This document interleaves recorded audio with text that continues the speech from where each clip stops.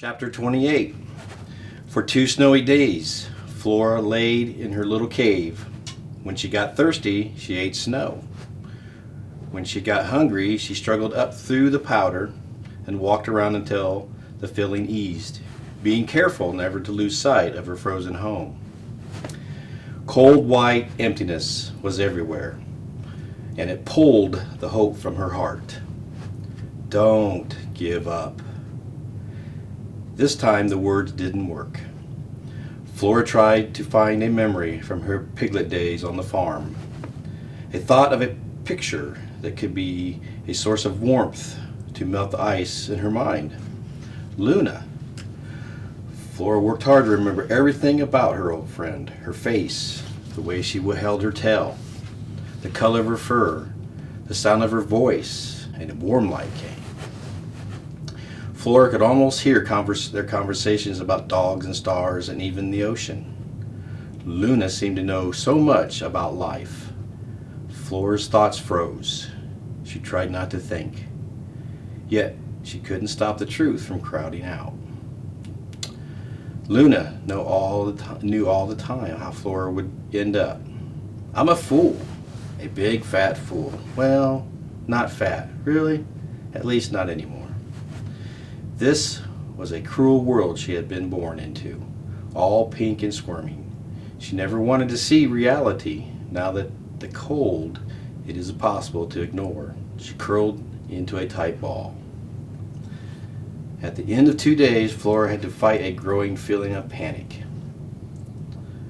By now, Oscar would be off with the dog team, and she was sure Sophia would try to figure out the way back to her and couldn't. Her thoughts turned darker. Perhaps she had been left here to die. Probably her friends had chosen this fate for her, starvation versus the knife. Flora wasn't sure what she would have chosen, but she didn't like someone else choosing for her. Then she thought she heard Sophia calling her name. It sounded like a voice from a dream. Flora wanted to jump up, shake off the snow hole like a dirty blanket. She wanted to race out and be found. But things were different now. She was food. She had to be looked after, protected like a baby. She was a burden, not a team member. She pushed her head through the thin roof. Oscar was there. He was sniffing around in circles. Sophia was sitting and calling. When Oscar saw her, he came running up and licked her chin.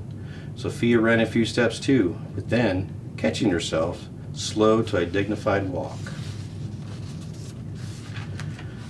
Flora stumbled out on legs that felt stiff and wooden. She nosed the cat in the ribs. She had to admit she was delighted to see her friends again, but she didn't want to be delighted. I see you're still alive, Sophia gave into acting like a little kitten, batted Flora's cheek with a paw. It wasn't too bad. This huge lie was the only thing Flora could think to say. We would have come back sooner if it was possible, said Sophia. It's safe now. Amos is gone. Flora changed the subject. What are you still doing here, Oscar? I thought you would be out pulling. Oscar looked to the horizon and didn't answer. They wouldn't take him, Sophia said softly. He tried. He stood in the lead spot when it was time to get into the harness, but they wouldn't hook him up. Smart, if you ask me. He's not well. Pulling is like medicine, said Oscar. You wouldn't understand. Flora winced. Poor Oscar. He was almost as upset as Ulrich, said Sophia. They both got left behind. As Oscar led them back to camp, Sophia continued on about how Amos was scared and waved his knives at everyone until the whole camp was out searching for Flora, and how he had tried to use the dogs to track his escaped pig. Oscar thought ahead, though. Sophia glanced at Oscar. He dragged the search team in one wrong direction after another. Of course, they never even got close to your hiding place. Flora wanted to smile. She wanted to dance around and laugh at the image of Big Amos thundering about in the wrong places.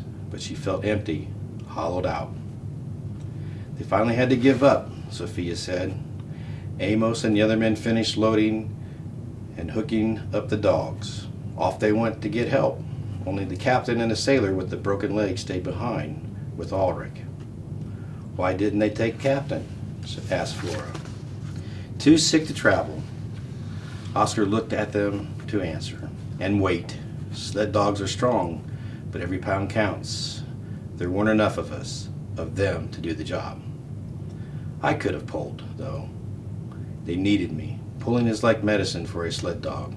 He hung his head. You said that already, said Sophia. Well, it's true. Sophia caught Flora's eye and shook her head. Twice on the walk back, Flora noticed Oscar breathing extra hard. Something rattled in his throat whenever he got winded. Sophia would pretend to be tired and need a rest, and they would all stop until Oscar looked able to go on. It was during the stops that Flora noticed how hungry she was. Hungry enough to eat a bootlace and all. Where are the men and the dogs going? She asked. Did they change their minds and head for the food station? No, they're going north, said Oscar. Anywhere there might be people. They'll put to sea when they find a good place. If they can find help, they'll come back in the same way, I expect.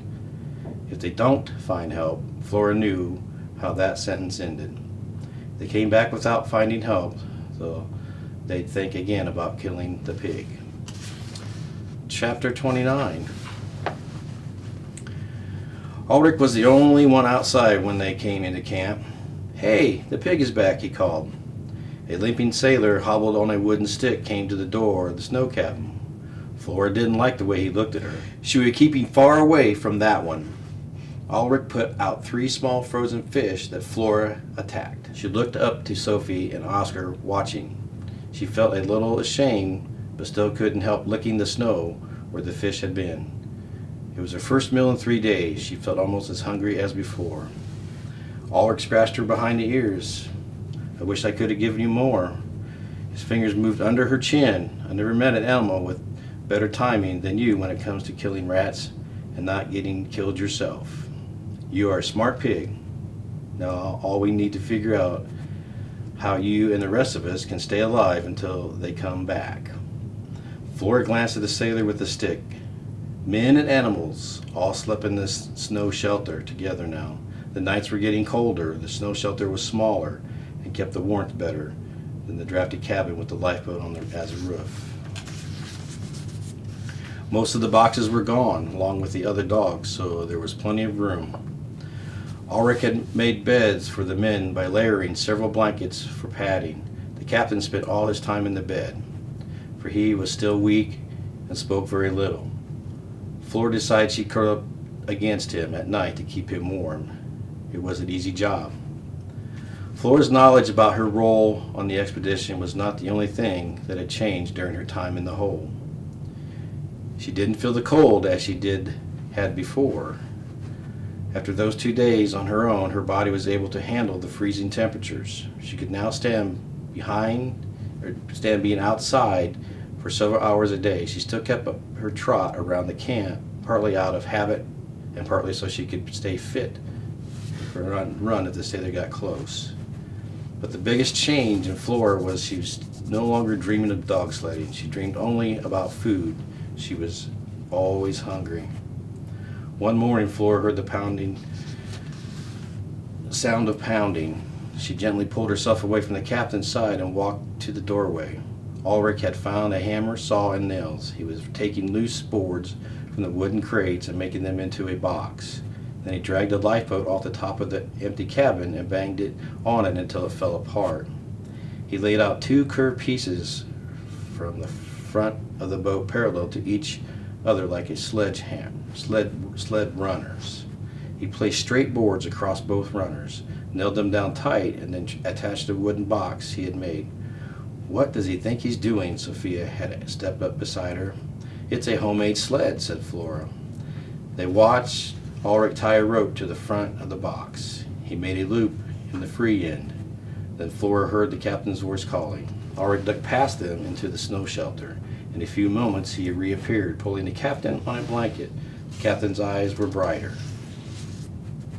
and Flora thought he appeared to have regained some of his strength. Ulrich helped him sit up with his back against the wall of the shelter so he could see.